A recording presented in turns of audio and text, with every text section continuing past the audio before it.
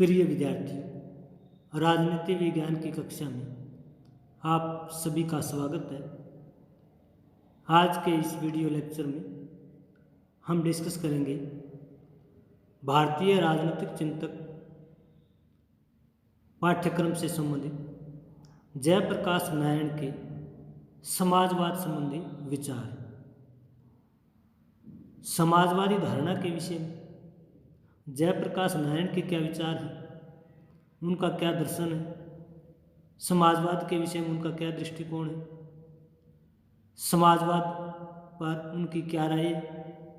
तो आज के इस महत्वपूर्ण लेक्चर में हम जयप्रकाश नारायण के समाजवादी विचारों का अध्ययन करेंगे। जयप्रकाश नारायण ने समाजवाद के विषय पर गहराई से अध्ययन किया। जयप्रकाश नारायण को भारत में एक प्रमुख समाजवादी चिंतक के रूप में जाना जाता है। समाजवाद पर उन्होंने एक पुस्तक लिखी है, वाय सोशलिज्म, और दूसरी पुस्तक है समाजवाद, सर्वोदय एवं लोकतंत्र। इन दोनों ही पुस्तकों में जयप्रकाश नारायण ने समाजवादी विचारधारा का गहराई से अध्ययन किया है, चिंतन किया है, विश्लेषण किया है। वो आरंभ से ही समाजवादी विचारों के समर्थक रहे। शैक्षणिक जीवन के आरंभ में उनका झुकाव मार्क्सवाद की ओर था। वेस्टर्न कंट्रीज में अध्ययन के दौरान वो मार्क्सवाद की ओर प्रवृत्त हुए, लेकिन रूस और भारत में मार्क्सवादी नेताओं के व्यवहार से नाराज होकर वे धीरे धीरे समाजवाद की ओर झुक गए। उनका मानना था कि भारत जैसे विशाल विविधताओं वाले देश में मार्क्सवादी विचारधारा से समाज में सकारात्मक परिवर्तन नहीं किया जा सकता।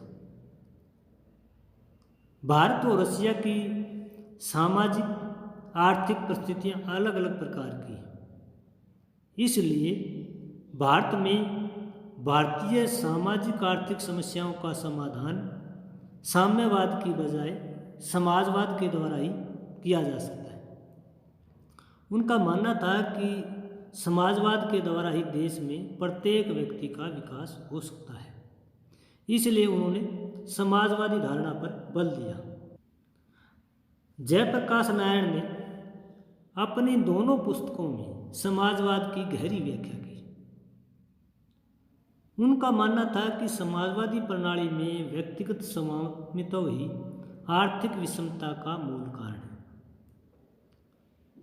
यानी पूंजी पर व्यक्तिगत अधिकार एक प्रकार से व्यक्ति के बीच आर्थिक अंतर को बढ़ाता है।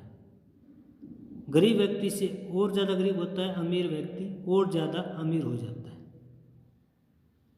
समाजवाद को परिभाषित करते हुए उन्होंने कहा कि शक्ति का हस्तांतरण उत्पादक जनता के हाथों में होना चाहिए।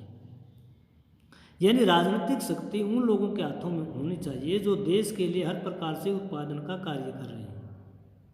देश के प्रमुख उद्योगों, बैंकों एवं बीमा आदि का राष्ट्रीयकरण होना चाहिए, तभी आर्थिक विकास के फल सभी को समान रूप से मिल सकते हैं।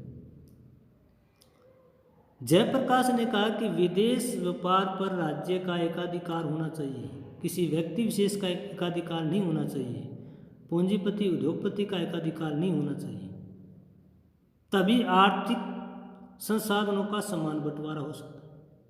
उन्होंने कहा कि राजाओं, जमींदारों और प्रत्येक वर्ग के शोषकों का बिना किसी मुआवजे के अंत होना चाहिए।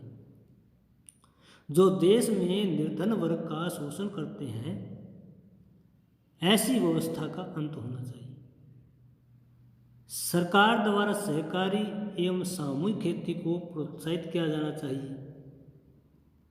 किसानों और मजदूरों के ऋणों की माफी हो, तभी गरीब और अमीर के बीच आर्थिक अंतर कम हो सकता है, तभी देश में समाजवाद आ सकता है, तभी आर्थिक व्यवस्था का विकेंद्रीकरण हो सकता है। सरकार द्वारा प्रत्येक व्यक्ति को काम का अधिकार प्रदान करना चाहिए। अगर प्रत्येक व्यक्ति को काम का अधिकार प्राप्त होगा तो प्रत्येक व्यक्ति कि आजीविका पूरी तरह से संरक्षित रहेगी। प्रत्येक व्यक्ति को आर्थिक विकास का लाभ मिलेगा। अमीर और गरीब के बीच में आर्थिक अंतर न्यूनतम होगा और इसी से समाजवाद आएगा। जयप्रकाश ने यह भी कहा कि प्राकृतिक संसाधनों का उचित वितरण होना चाहिए। जितने भी देश के प्राकृतिक संसाधन हैं उनका वितरण, उनका बंटवारा इस तरह से हो कि प्रत्येक व्यक्ति को उसका लाभ मिल सके, प्रत्येक व्यक्ति अपनी मूलभूत आवश्यकताओं की पूर्ति कर सके। अमीर और गरीब के बीच में इससे अंतर कम होगा। इसी को जयप्रकाश नारायण ने भारत में समाजवादी व्यवस्था के रूप में लिया है। जयप्रकाश ने भारत में समाजवादी समाज की स्थापना पर बल दिया है। उनका कहना था कि व्यक्ति समाजवादी समाज में ही व्यक्तिगत हितों को समाज के बृहत्तर हितों में न्यौछावर कर देता है। समाजवादी समाज में प्रत्येक व्यक्ति अपने व्यक्तिगत हितों के साथ साथ समाज के हितों की परवाह करता है और तभी पूरे समाज का विकास होता है। उनका कहना था कि भारत जैसे विशाल विविधताओं वाले देश में सर्वोदय समाजवाद की सर्वोच्च अवस्था है। यानी समाजवाद की जो सर्वोच्च अवस्था है उसमें प्रत्येक व्यक्ति की भलाई है, प्रत्येक व्यक्ति का कल्याण है और वो व्यवस्था जो है सर्वोदय की व्यवस्था है। जब देश में हर व्यक्ति का उदय होगा, हर व्यक्ति का कल्याण होगा, हर व्यक्ति को जो मूलभूत सुविधाएं हैं वो प्राप्त होंगी, तो ऐसी स्थिति जो है सर्वोदय की स्थिति होगी और वो जो है समाजवाद का अंतिम पायदान है। सर्वोदय के द्वारा समाज के अंतिम गरीब व्यक्ति तक आर्थिक संसाधनों का लाभ हो सकता है।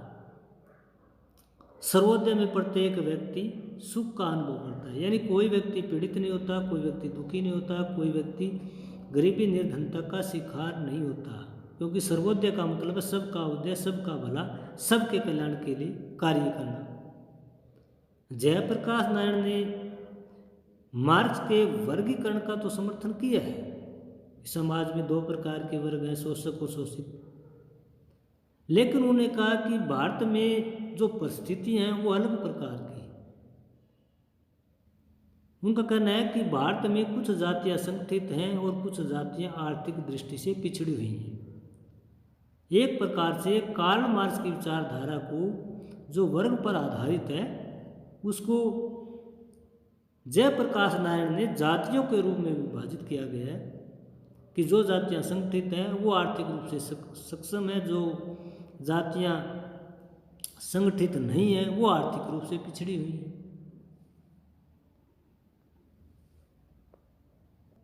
जयप्रकाश नारायण ने समाजवाद की प्राप्ति के लिए अनेक प्रकार के साधनों पर बल दिया है। उनका कहना है कि भारत में भी समाजवाद को प्राप्त किया जा सकता है। भारत में समाजवादी विचारधारा का पालन पोषण किया जा सकता है। भारत में समाजवादी व्यवस्था को स्थापित किया जा सकता है। जयप्रकाश का कहना है कि साम्यवाद की प्राप्ति हिंसक साधनों द्वारा की जाती है, इसलिए वो साम्यवाद का समर्थन नहीं करते। कार्ल मार्क्स सर्वहारा वर्ग की तानाशाही का समर्थन करता है कि सर्वहारा वर्ग एक दिन जो है बुर्जुआ वर्ग पर हिंसक तरीके से अपना प्रभुत्व बनाएगा और सभी प्रकार की राजनीतिक शक्तियों पर नियंत्रण स्थापित कर लेगा। लेकिन भारत में जयप्रकाश नारायण इस प्रकार के साम्यवाद का समर्थन नहीं करते। उनका कहना है कि साम्यवाद की तरह समाजवाद की प्राप्ति की गई तो समाजवादी व्यवस्था बहुत ज़्यादा जल्दी चरमरा जाएगी। यानी भारत में समाजवाद को प्राप्त करना है तो हम हिंसक तरीके से नहीं, आदर्शवादी तरीके से, लोकतांत्रिक तरीके से उसको प्राप्त करने का प्रयास करेंगे। और जो चीज़ें लोकतांत्रिक तरीके से प्राप्त होगी वो लंबे समय तक स्थायी रहेगी और आम व्यक्ति के हित में होगी। इसलिए जयप्रकाश ने स्वयं कहा कि समाजवादी भारत में राज्य पूर्ण रूप से लोकतांत्रिक राज्य होगा। लोकतंत्र के बिना समाजवाद की प्राप्ति के लिए जनता को शांतिपूर्ण तरीके से चुनाव में भाग लेना चाहिए। उनका विचार था कि लोकतंत्र के बिना समाजवाद वैसे ही खतरनाक है जैसे आर्थिक समानता के बिना लोकतंत्र एक धोखा है। यानी समाजवादी व्यवस्था को हिंसक तरीके से या जबरदस्ती जो है देश की जनता पर लादा नहीं जा सकता, बल्कि उसके लिए लोकतांत्रिक तरीका होना चाहिए। और वो इसी प्रकार से है जैसे राजनीतिक लोकतंत्र है लेकिन आर्थिक लोकतंत्र नहीं है। जयप्रकाश ने 1950 में अशोक मेहता द्वारा प्रतिपादित लोकतांत्रिक समाजवाद की धारणा को पसंद किया है। इसलिए उन्होंने कहा कि भारत में अगर समाजवाद को प्राप्त करना है तो हम हिंसक तरीके से, तानाशाही रवैये से, असंवैधानिक तरीके से नहीं, बल्कि लोकतांत्रिक तरीके से, संवैधानिक तरीके से, आदर्शवादी तरीके से भारत में लोकतांत्रिक समाजवाद की प्राप्ति कर सकते हैं। जयप्रकाश नारायण ने भारत में समाजवाद की स्थापना के लिए ग्रामीण विकास पर बल दिया है। उनका कहना था कि ग्रामीण स्तर पर आम व्यक्ति के कल्याण के लिए ग्राम सभा होनी चाहिए। ग्राम सभा द्वारा ही ग्राम पंचायत का गठन हो और गांव के सभी व्यक्तियों के लिए भोजन, वस्त्र, आवास की सुविधा उपलब्ध करवाने का प्रयास करें। एक प्रकार से जयप्रकाश ने समाजवाद की प्राप्ति में ग्रामीण विकास को प्रमुख आधार बनाया है कि भारत की जनता जो है वो गांव में बसती है और जब तक गांव का विकास नहीं होगा तो समाजवाद नहीं आ सकता। उनका कहना था कि गांव के संपूर्ण विकास के लिए ग्राम पंचायतों को और अधिक आर्थिक सहायता उपलब्ध करवाई जाए और इसके लिए उन्होंने कहा कि क्षेत्रीय स्तर पर ग्राम पंचायतों को मिलाकर पंचायत समिति बनाई जाए। पंचायत समितियों को मिलाकर के जिला परिषद का निर्माण हो और जिला परिषद फिर इसी क्रम में राज्य की विधानसभाओं को और राज्य की विधानसभाएं राष्ट्रीय संसद का गठन करें। तो एक स्टेप वाइज चरणागत विकास राजनीतिक दृष्टिकोण के माध्यम से उन्होंने भारत में स्थापित करने का प्रयास किया कि गांव से जो पंचायत है वहीं देश की सबसे बड़ी राष्ट्रीय पंचायत को चुने। 9 जून 1970 को उन्होंने ग्राम स्वराज का कार्य प्रारंभ किया। इसमें उन्होंने गांव के विकास के लिए ग्राम सभा की स्थापना, ग्रामदान, ग्राम कोष और अवितरित भूदान की भूमि का वितरण करना, भूमिहीन मजदूरों की समस्याओं का समाधान करना इत्यादि ग्रामीण विकास से संबंधित सभी प्रकार की धारणाओं को लागू करने पर बल दिया ताकि भारत में लोकतांत्रिक तरीके से समाजवाद आ सके। और इसके लिए शुरुआत जो है वो गाँव से की जाए। जब तक गाँव का विकास नहीं होगा, गाँव में सुधार नहीं होगा तो देश में समाजवाद नहीं आ सकता, वास्तविक लोकतंत्र स्थापित नहीं हो सकता। जयप्रकाश नारायण ने भारत में समाजवादी समाज की स्थापना के लिए भूमि के पुनः वितरण एवं भूमि सुधार पर बल दिया। उनका कहना था कि भारत में समाजवादी समाज को तभी स्थापित किया जा सकता है कि भूमि का दोबारा वितरण किया जाए और भूमि का सुधार किया जाए। आर्थिक विषमता को, आर्थिक शोषण को अगर खत्म करना है तो भूमि का फिर से बंटवारा किया जाए, भूमि का समान वितरण किया जाए। जिन लोगों के पास भूमि नहीं है उनको भूमि प्रदान की जाए। इससे किसानों और मजदूरों की दयनीय दशा में सुधार होगा। किसानों के हितों के संरक्षण के लिए उन्होंने भूमि विखंडन को समाप्त करने पर बल दिया और जोतों की चकबंदी के लिए उचित कानून निर्माण की आवश्यकता पर बल दिया। उन्होंने कहा कि किसानों और मजदूरों के हितों को ध्यान में रखते हुए जमींदारी प्रथा को समाप्त किया जाए। जमींदारी प्रथा का मतलब है एक व्यक्ति के पास 500 एकड़ ज़मीन है, दूसरे व्यक्ति के पास 1 एकड़ ज़मीन भी नहीं। बड़े बड़े जमींदारों के पास जो है बहुत भारी संख्या में ज़मीन होती थी और किसान जो है उस पर खेती करते थे और किसानों को आय का एक न्यूनतम भाग उपलब्ध होता था जिससे उनकी जीविका बड़ी मुश्किल से चलती थी। तो इसलिए उन्होंने जमींदारी प्रथा के अंत पर बल दिया और कहा कि भूमि का उचित दृष्टिकोण से दोबारा बंटवारा किया जाना चाहिए और देश में जितने भी ज़मीन बंजर पड़ी है, बेकार पड़ी है, वो सरकार उस भूमि का सुधार करके कृषि योग्य भूमि के संख्या में उसे शामिल करे और इसे जो है किसानों के हित में संरक्षित करे। उन्होंने कहा कि किसानों को ऋण व अन्य सुविधाएं देने के लिए राज्य द्वारा सहकारी समिति की स्थापना की जाए, जिससे जो है किसान आर्थिक सुविधाओं को आसानी से प्राप्त कर सके। खाद, बीज और दूसरी जो चीज़ें हैं वो सहकारी बैंकों के माध्यम से, सहकारी समितियों के माध्यम से उनको आसानी से उपलब्ध हो सके। ग्रामीण विकास के लिए भू राजस्व को उन्होंने कहा कि ये पंचायत के पास रहना चाहिए और लगान का एक भाग भी पंचायत के पास रहना चाहिए, ताकि पंचायतों को जो है विकास करने का अवसर मिले, पंचायतों को विकास के लिए जो आर्थिक संसाधन है उनकी कमी महसूस ना हो। जयप्रकाश नारायण ने भारत में लोकतांत्रिक समाजवाद प्रबल दिए, विशेष करके वो पश्चिमी चिंतक एरिक फ्रोम की रचना फियर ऑफ फ्रीडम से काफ़ी प्रभावित हुई। उनका मानना है कि भारत जैसे विशाल विविधताओं वाले देश में समाजवाद का आधार लोकतांत्रिक होना चाहिए, तानाशाही नहीं होना चाहिए।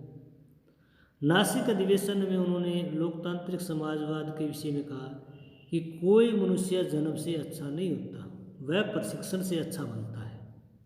इसलिए लोगों को समाजवाद के रूप में प्रशिक्षित किया जाना चाहिए। ज़बरदस्ती समाजवाद लाने की बजाय, हिंसक तरीके से समाजवाद लाने की बजाय समाजवाद के गुणों के बारे में लोगों को बताया जाना चाहिए। उनका मानना है, कुछ लोग ये विचार रखते हैं कि सब राजनीति सत्ता की राजनीति है। मैं इसे एक विनाशकारी दृष्टिकोण मानता हूँ। जयप्रकाश का मानना था कि हर प्रकार की राजनीति सत्ता की राजनीति नहीं है। राजनीति के माध्यम से अनेक कल्याणकारी कार्य भी किए जा सकते हैं। इसको सकारात्मक दृष्टिकोण से लिया जाना चाहिए। राजनीति का ध्येय केवल स्वार्थों की पूर्ति नहीं, राजनीति का ध्येय आम जन के कल्याण, आम जन के हितों की पूर्ति करना है। लोकतंत्र के लिए आवश्यक है कि राज्य की जनता की निर्भरता यथासंभव कम से कम हो। जयप्रकाश मानते हैं कि लोकतंत्र का वास्तविक गुण भी यही है कि जनता को जो निर्भरता है वो कम से कम हो। जनता आत्म स्वाभिमान से रहे, जनता पूरी तरह से आत्मनिर्भर हो, तभी वास्तव में हम लोकतांत्रिक राज्य के रूप में अपने आप को स्थापित हुआ देखेंगे। जयप्रकाश ने महात्मा गांधी और कार्ल मार्क्स के अनुसार कहा कि लोकतंत्र की सर्वोच्च स्थिति वह होगी जिसमें राज्य का लोप हो जाएगा। तो एक प्रकार से जयप्रकाश नारायण ने भारत में लोकतांत्रिक समाजवाद की धारणा का समर्थन किया है। जयप्रकाश नारायण ने भारत में आर्थिक सत्ता के विकेंद्रीयकरण पर भी बल दिया। उनका विचार है कि भारत में आर्थिक संसाधनों का विकेंद्रीकरण होना चाहिए। आर्थिक संसाधनों का केंद्रीयकरण से पूंजीवाद बढ़ेगा, अमीर और गरीब के बीच आर्थिक अंतर बढ़ेगा। इसलिए उन्होंने कहा कि कुटीर उद्योग, लघु उद्योग और बड़े उद्योगों के बीच संतुलन होना चाहिए। कुटीर उद्योगों द्वारा जिन वस्तुओं का उत्पादन हो सकता है उनका लघु उद्योगों द्वारा उत्पादन नहीं होना चाहिए। ठीक उसी तरह से लघु उद्योगों से बनने वाली चीज़ों का उत्पादन बड़े उद्योगों के द्वारा नहीं किया जाना चाहिए। उनका कहना था कि देश में उद्योगों का राष्ट्रीयकरण होना चाहिए, राष्ट्रीय स्तर पर नियम कानून होना चाहिए। उन्होंने कहा कि देश में आर्थिक विषमता का मूल कारण व्यक्तिगत रूप में संपत्ति का ग्रहण करना है और यही आर्थिक विषमता का मूल कारण है। यही पूंजीवाद को बढ़ावा देता है, यही अमीर और गरीब के बीच अंतर पैदा करता है, यही निर्धनों में जीवन की जो मूलभूत आवश्यकताएं हैं उनकी पूर्ति करने में बाधक होता है। उनका कहना है कि हमारे देश में गरीबी का एक बड़ा कारण उत्पादन के साधनों यानी औजार, साधन, भूमि इत्यादि पर उनका स्वामित्व नहीं रह गया है। जो उत्पादक वर्ग है उसका इस पर कोई स्वामित्व नहीं है, कोई नियंत्रण नहीं है, इसलिए गरीबी जो है लगातार बढ़ती जा रही है। देश के अंदर जितने भी आर्थिक संसाधन हैं उनका इस तरह से वितरण किया जाए, इस तरह से बंटवारा किया जाए कि आर्थिक विकास के फल सभी को समान रूप से मिले। देश में प्रत्येक व्यक्ति की इकोनॉमी अगर स्ट्रॉन्ग होगी तो देश की इकोनॉमी भी स्ट्रॉन्ग होगी और इसी से पूंजीवाद का नाश होगा और समाजवाद की स्थापना होगी। जयप्रकाश नारायण ने भारत में सामाजिक पुनर्निर्माण की पद्धति पर बल दिया। 1936 में उन्होंने अपनी पुस्तक लिखी वाय सोशलिज्म, समाजवाद क्यों, समाजवाद की क्या आवश्यकता है। उन्होंने कहा कि भारत में अगर सामाजिक पुनर्निर्माण करना है तो इसके लिए समाजवाद जरूरी है। उनका कहना है कि समाजवादी पद्धति व्यक्तिगत आचरण की कोई संहिता नहीं बल्कि यह हमारी सामाजिक संरचना प्रतिमानों में आवश्यक सुधार की एक पद्धति है। उन्होंने महात्मा गांधी द्वारा प्रतिपादित ट्रस्टीशिप सिस्टम व हिंसा से उत्पन्न स्वदेशी समाजवाद की आलोचना की। उनका मानना था कि महात्मा गांधी के ट्रस्टीशिप व अहिंसा से भारतीय समाज का पुनर्निर्माण नहीं होगा। उन्होंने कहा कि गांधी जी के सपने के जो राम राज्य है उसमें भी रंग होंगे, अमीर भी होंगे, गरीब भी होंगे। इसलिए ट्रस्टीशिप सिस्टम जो शासन प्रणाली है और अहिंसा से उत्पन्न स्वदेशी समाजवाद है, उस प्रकार की राजनीतिक सामाजिक व्यवस्था में अमीर और गरीब के बीच में अंतर रहेगा। अमीर और गरीब के बीच में अंतर को समाप्त करना है तो समाजवादी व्यवस्था को स्थापित करना पड़ेगा, तभी भारत का सामाजिक पुनर्निर्माण होगा। अन्यथा अमीर और गरीब के बीच इसी तरह से जो खाई है वो बढ़ती चली जाएगी, पूंजीवाद बढ़ता चला जाएगा, समाजवाद कमजोर होगा। उद्योगपति, पूंजीपति, जमींदार स्वामित्व में रहेंगे और निर्धन वर्ग, मजदूर वर्ग, किसान वर्ग पूरी तरह से आर्थिक लाभों से दूर रहेंगे। ट्रस्टीशिप व्यवस्था से समाज में आर्थिक विषमता का नाश नहीं होगा, ये जयप्रकाश नारायण का मानना है। इसके लिए हमें सामाजिक प्रतिमानों एवं संरचनाओं में आवश्यक परिवर्तन करना होगा। उनका मानना है कि संरक्षण प्रणाली से समाज के सभी व्यक्तियों को आर्थिक विकास का लाभ नहीं मिलेगा। समाज के सभी व्यक्तियों तक आर्थिक लाभ पहुंचाने के लिए जरूरी है कि सामाजिक संरचना का पुनर्निर्माण हो। समाज में सबको समानता, स्वतंत्रता, न्याय उपलब्ध हो, इसके लिए समाजवादी पद्धति की आवश्यकता है। बिना समाजवादी पद्धति के प्रत्येक व्यक्ति को समानता, स्वतंत्रता व न्याय उपलब्ध नहीं हो सकता। जयप्रकाश नारायण ने अपने समाजवादी विचारों में संपत्ति के अधिकार का विरोध किया। उनका मानना है कि संपत्ति के मौलिक अधिकार से देश में पूंजीवाद बढ़ेगा। इससे व्यक्ति जो है संपत्ति को अधिकाधिक वैधानिक तरीके से संग्रह करने के लिए हर तरह के नकारात्मक कार्य करेगा। अमीर और गरीब के बीच आर्थिक खाई बढ़ेगी। उनका विचार है कि संपत्ति संग्रह से श्रमिकों, किसानों और गरीबों का आर्थिक शोषण होगा और इस शोषण से पूंजीपतियों व श्रमिकों में संघर्ष उत्पन्न होगा और यह संघर्ष अंत में हिंसक क्रांति का रूप धारण कर लेगा। हिंसक क्रांति से क्या होगा कि समाजवादी ढांचा ही नष्ट हो जाएगा।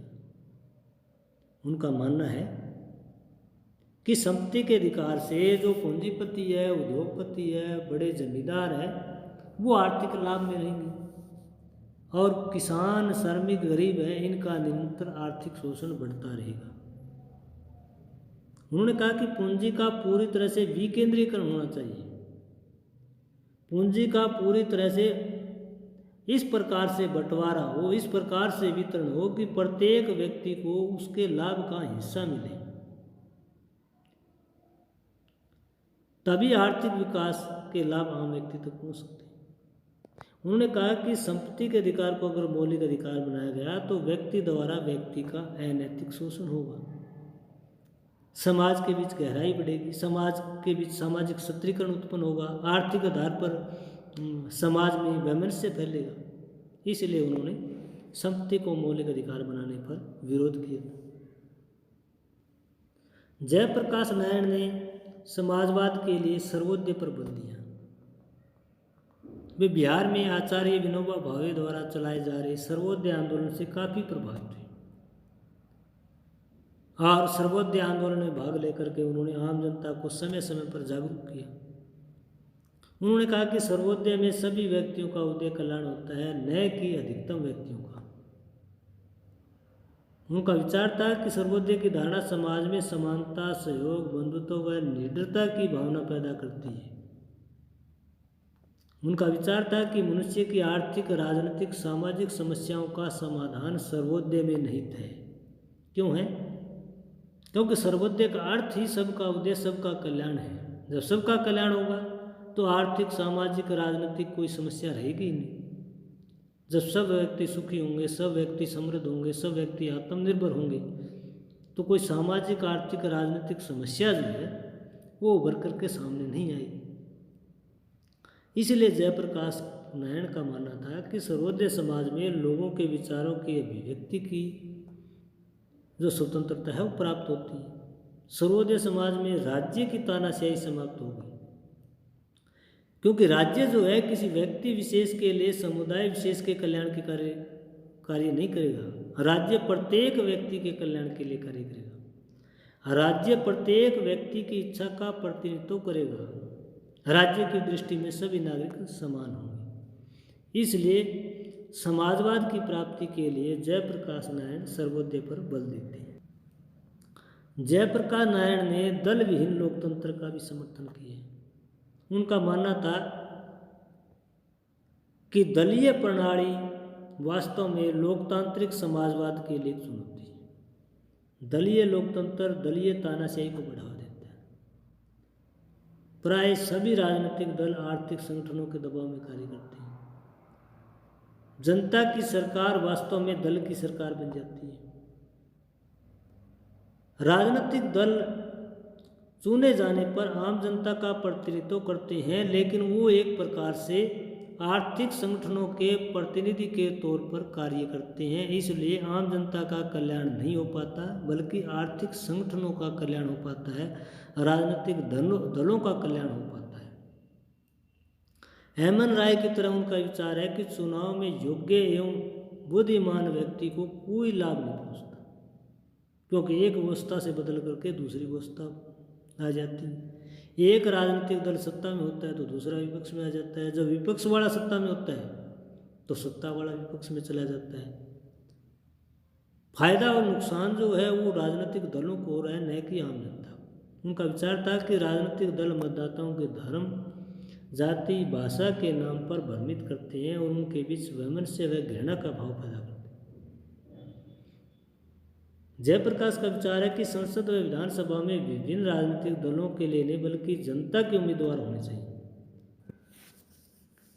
विधानसभा में, लोकसभा में दल जनता के लिए उम्मीदवार तय ना करे, बल्कि जनता जो है वो सरकार के निर्माण के लिए, प्रतिनिधियों के चयन के लिए पूरी तरह से अधिकृत हो। तभी वास्तविक लोकतंत्र स्थापित हो सकता है, तभी समाजवादी लोकतंत्र स्थापित हो सकता है, तभी दल विहीन लोकतंत्र स्थापित हो सकता है।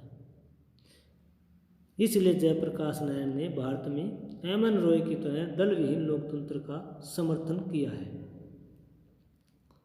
तो आज का हमारा ये टॉपिक समाजवाद पर आधारित था। समाजवाद क्या है, समाजवाद की धारणा क्या है, समाजवादी समाज का क्या अर्थ है।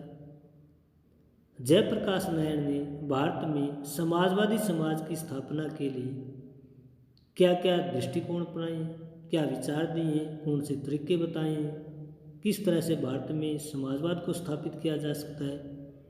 उन्होंने पश्चिमी तरीकों और भारतीय तरीकों का भी गहराई से अध्ययन किया है, विश्लेषण किया है।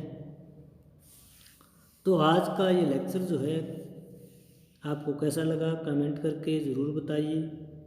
अगर आपको वीडियो पसंद आए तो चैनल को सब्सक्राइब कीजिए और इस वीडियो से संबंधित जितने भी PDF हैं उनका लिंक डिस्क्रिप्शन में है। साथ ही इस वीडियो से संबंधित जो MCQs हैं उनका लिंक भी क्विज के रूप में डिस्क्रिप्शन पर डाला गया है। तो धन्यवाद।